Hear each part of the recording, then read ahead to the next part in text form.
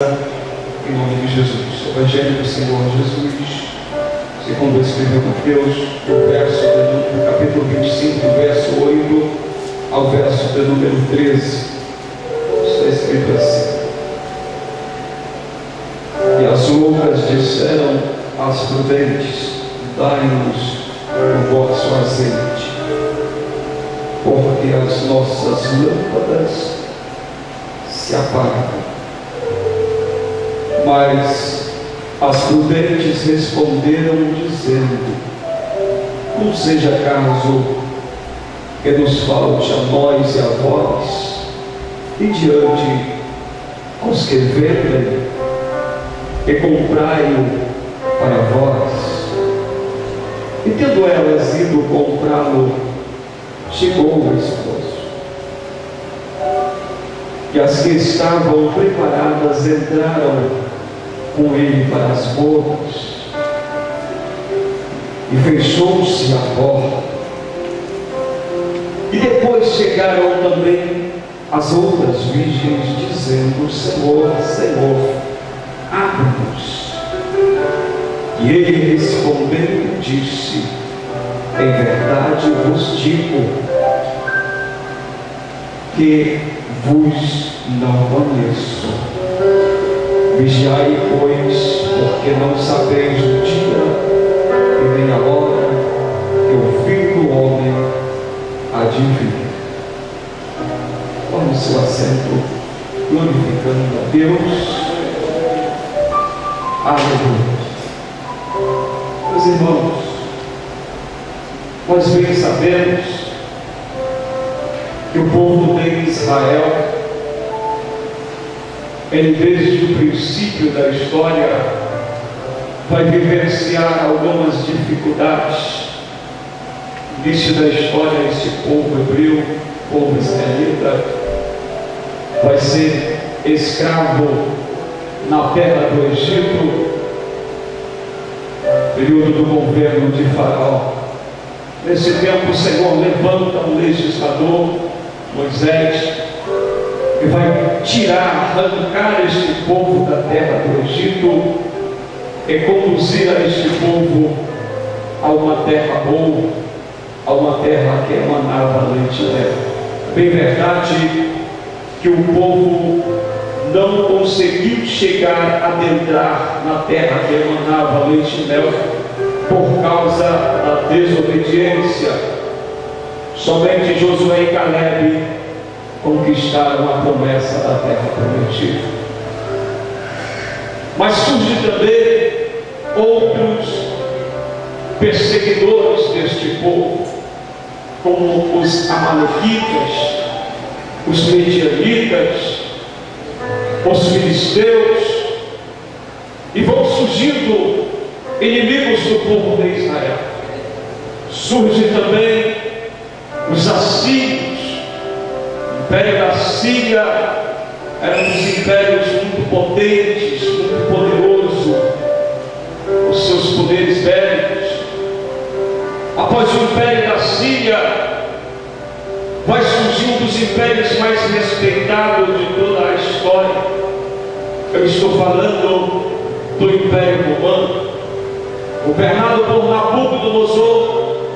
O povo é levado cativo para a Babilônia e permanece em cativeiro na Babilônia pelo longo período de 70 anos de cativeiro. Após este império da Babilônia, vai ter que ceder espaço para um outro império também muito forte, que era o império dos Medo-Persas. Este império vai dominar sobre o império da Babilônia e vai assumir o comando. Após o Império Medo-Persa assumir o comando, vai surgir um outro império, o Império Grego. O Império Grego vai surgir e vai dominar sobre o Império dos Medo-Persas. Mas após o Império Grego surgir e dominar sobre os Medo-Persas, vai surgir o maior império da história, o império mais cruel, o império mais respeitado,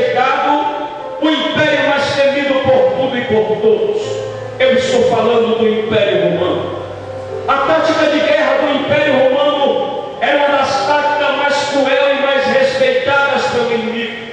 O poder bélico, o poder aquisitivo do Império Romano era um dos poderes mais temidos pelo adversário. O Império Romano também era muito temido por causa que tinha muitas legiões de soldados, soldados estes bom de espadas, soldados estes preparados para a guerra.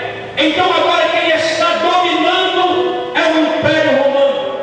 E pensava o povo de Deus, pensava o povo de Israel, que ia surgir um outro império para dominar sobre o Império Romano. Mas eis que não surgiu outro império, surgiu um rei, surgiu alguém da linhagem da tribo de Judá, surgiu alguém. A crueldade do Império Romano, que não tinha a tática de guerra do Império Romano. Foi batizado por João Batista no Rio Jordão, e ele está agora iniciando o seu ministério, e era maravilhoso ouvir ele pregar, era maravilhoso ouvir ele falar. Evangelho de Mateus capítulo 11 verso 28, ele vai se posicionar e vai pregar uma das mensagens mais impactantes para o povo de Israel e para o povo de Deus. Ele vai dizer: vinde a mim todos vós que estáis cansados, todos vós que estáis oprimidos e sobrecarregados, e eu vos aliviarei, e encontrareis descanso para as vossas almas, porque o meu jugo é suave, o meu fardo é leve. Eis que Jesus também vai pregar uma das mensagens mais lindas do cânon sagrado. Eu estou falando do Sermão da Montanha. No Sermão da Montanha, Jesus vai pregar uma das mensagens mais impactantes, mas de uma forma rápida e objetiva. Vou só dar uma pincelada aqui para você entrar no texto que nós escolhemos aqui comigo. Jesus vai falar no Sermão da Montanha sobre os dois fundamentos. Jesus então começa a falar que o homem que ouve esta palavra e a pratica, ele vai assemelhá-lo ao homem prudente que edificou a sua casa sobre a rocha. Porém o homem que ouve esta palavra e não a pratica, ele vai assemelhá-lo ao homem insensato que edificou a sua casa sobre a areia. E as dificuldades vão surgir os ventos, as tempestades, as enchentes, as chuvas, e vai bater com ímpeto contra a casa do homem que tinha edificado a sua casa sobre a rocha. Mas o texto diz que a casa não caiu porque estava edificada sobre a rocha. Porém o homem que edificou a sua casa sobre a areia, vai vir também as dificuldades, vai vir as enchentes, os rios, as tempestades, e vai bater com ímpeto contra aquela casa. E o texto diz que a casa caiu porque estava edificada sobre a areia. Então Jesus vai dizer: então o homem que ouve a palavra e não a pratica, eu vou assemelhá-lo ao homem insensato que edificou a sua casa sobre a areia. Eu tenho nesta manhã uma palavra de Deus e vou liberar sobre a sua vida em nome de Jesus. Quando Jesus chega então pregando agora sobre o sermão profético, ele faz questão de escolher esta parábola das virgens prudentes, esta parábola das 10 virgens, para trazer como lição, para trazer como legado para a minha vida. E observe que esta parábola, ela está no centro do sermão profético proferido por Jesus de Nazaré. Jesus então vai dizer que o reino dos céus será semelhante a 10 virgens que pegaram as suas lâmpadas e saíram de encontro ao noivo. Só que 5 eram prudentes, e as prudentes levaram consigo azeite em suas vasilhas. Porém 5 eram nécias, não levaram consigo reserva em suas vasilhas. E o texto diz que, tardando o noivo, todas tosquenejaram, todas adormeceram. Quando se refere a todas, quer dizer as 10 virgens. todas elas tosquenejaram. Mas eis que surge, por volta da meia-noite, um clamor. O atalaia vai gritar: aí vem o noivo. E observe que o atalaia vai estar com duas mensagens. A primeira mensagem é para que a noiva se atente, que o noivo já está preparado. A segunda mensagem é para que a noiva se posicione e saia da zona de conforto e se encontre com o noivo. A segunda mensagem do atalaia é sair a seu encontro. As virgens pegaram as suas lâmpadas e saíram de encontro ao noivo. Só que neste momento que as virgens pegaram as suas lâmpadas e saíram em direção ao noivo, as insensatas vão dizer: as nossas lâmpadas estão se apagando, dai-nos do vosso azeite, ou emprestai-nos do vosso azeite. Mas imediatamente as prudentes vão falar para as insensatas, para que não seja o caso que falte-nos a nós e a vós, então ide e comprai azeite aos que vende para vós. E o texto diz que quando elas saíram para comprar azeite, as prudentes estão se encontrando com o noivo nesse momento do intervalo a qual elas foram comprar azeite. As prudentes estão se encontrando com o noivo. Quando se encontraram com o noivo entrou nas boldas com as noivas, com as prudentes, as 5 virgens prudentes. E quando ele entrou, ele fechou a porta. Quando a porta fechou, de repente alguém bate na porta: abre-nos a porta.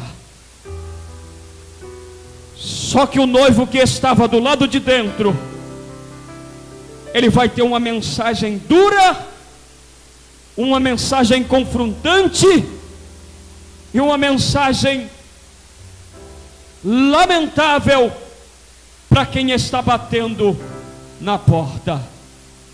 O noivo vai dizer: eu não vos conheço. O noivo vai responder ao som do barulho que está batendo na porta: em verdade, eu vos digo que eu não vos conheço. Deixa eu te falar uma coisa da parte de Deus para te abençoar.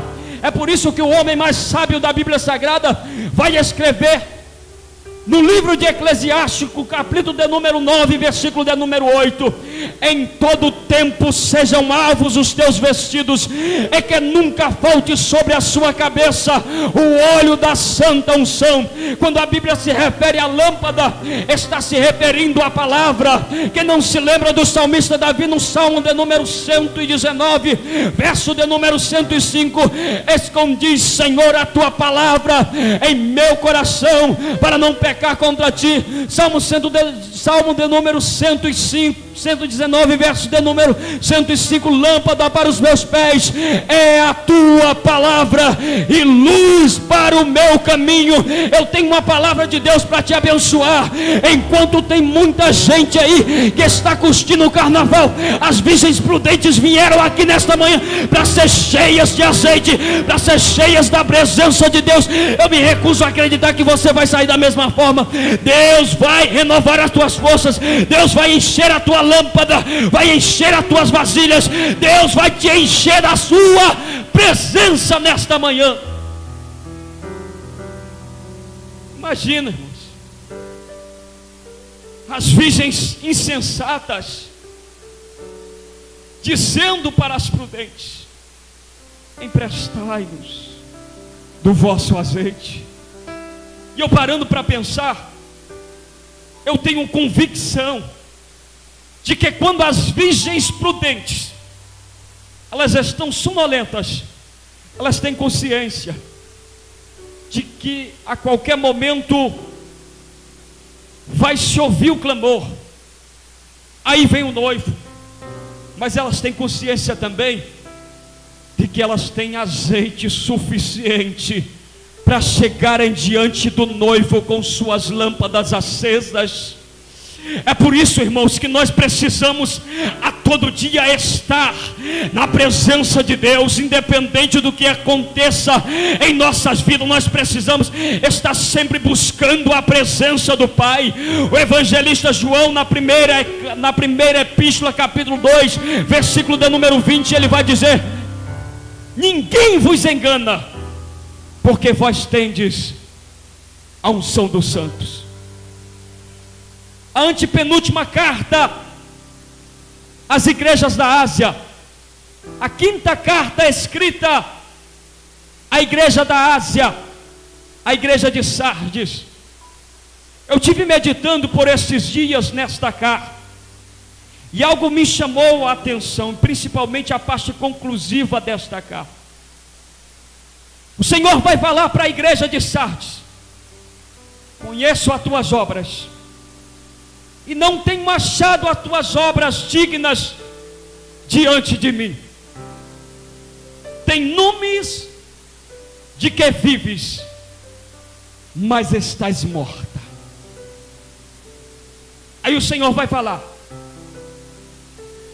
guarda a palavra que tem ouvido, se não vigiares, eu virei sobre ti como um ladrão, e não sabereis a que hora virei sobre ti.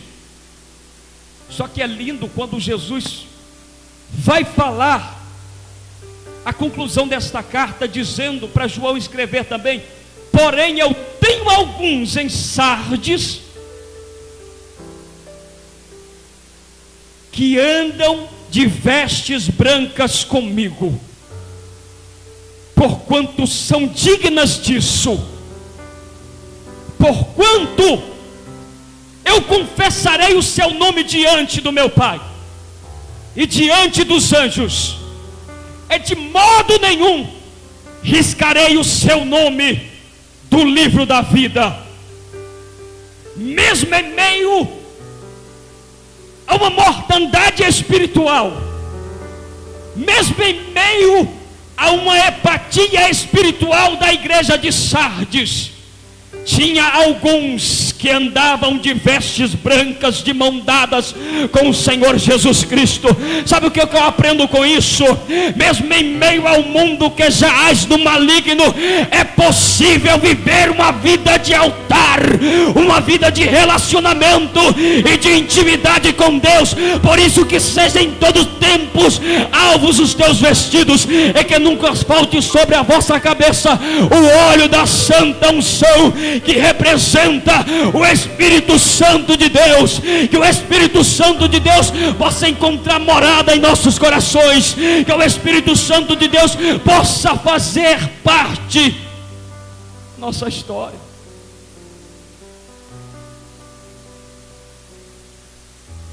Capítulo 25 de Mateus, Jesus vai dizer, o noivo vai dizer, após elas baterem na porta: em verdade vos digo que eu não vos conheço. Imagina, eu fico pensando como foi doloroso para o noivo falar isso. Isso nos dá uma dor na alma, porque aqui esta parábola nada mais é do que uma referência para para nós como igreja, como noiva hoje. Se tiver cheio da unção e da graça de Deus, as lâmpadas acesas, vamos encontrar com o noivo. Mas infelizmente, para as virgens nécias, para as noivas nécias, não vai restar outra palavra: apartai-vos de mim, malditos, para o fogo eterno, preparado para o diabo e seus anjos. Qual tem sido, irmãos, as nossas atitudes? Qual tem sido as nossas prioridades? Qual tem sido os nossos comportamentos? Qual tem sido as nossas buscas diante de Deus? O Senhor contempla-nos passo a passo. O Senhor contempla as nossas vidas de uma forma tão real, tão notória, que se descermos à profundeza do mar,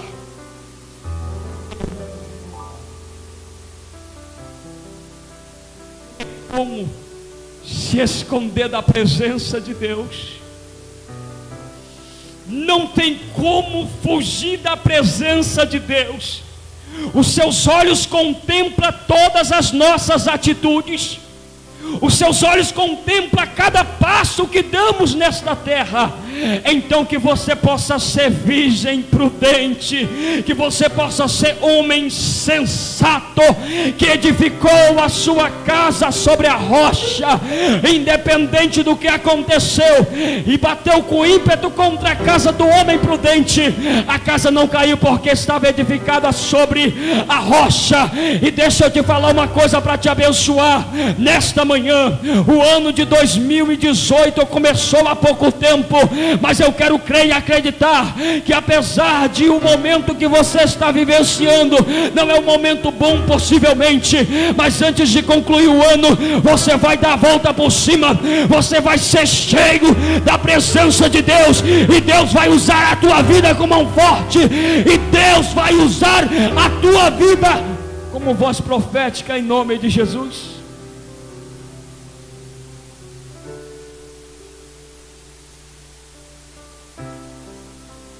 Doloroso, isso dói na alma, ouvimos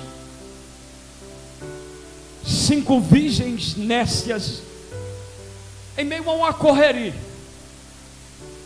achando que era simples, fácil de se resolver o seu problema, mas não tinha mais tempo. Pensava elas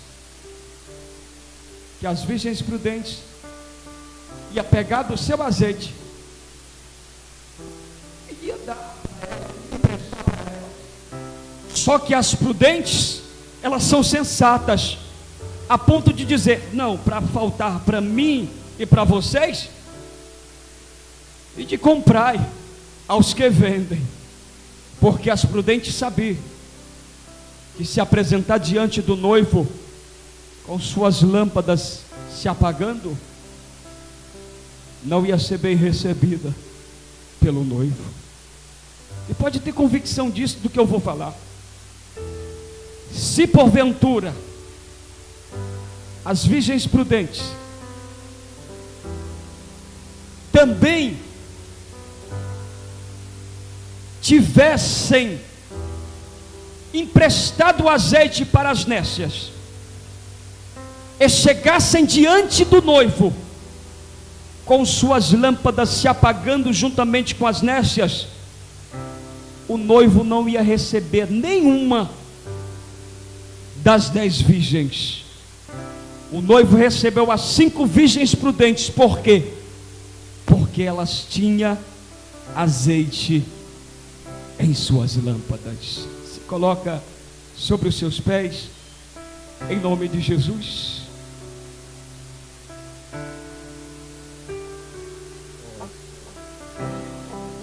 As propostas do adversário da nossa alma são muito desafiadores. A coisa é certa, só o que nos mantém de pé é a presença de Deus. Não é porque somos fortes, não. O apóstolo Paulo, ele diz que quando eu penso que estou forte, é aí que eu estou fraco. Mas quando eu reconheço que estou fraco, aí vem Deus, com sua infinita graça e misericórdia, com o seu poder. E o seu poder se aperfeiçoa em nossas fraquezas. O que eu tenho para te dizer nesta manhã, isso é para nós, é para mim, e nós possamos reconhecer a nossa eterna e total dependência de Deus, a nossa eterna e total dependência do Espírito Santo de Deus em nossas vidas. Propostas do inimigo vai surgir, dardos, ciladas, laços, pratos, bandejas, mas se nós estivermos com o Senhor como prioridade em nossas vidas, ainda que as propostas do adversário sejam até irrecusável, nós declaramos: não, eu tenho aliança com o noivo, a minha aliança é com Deus, eu não negocio a minha herança com Deus, eu não negocio o que Deus tem reservado para a minha vida. Possivelmente, irmãos, por esses dias,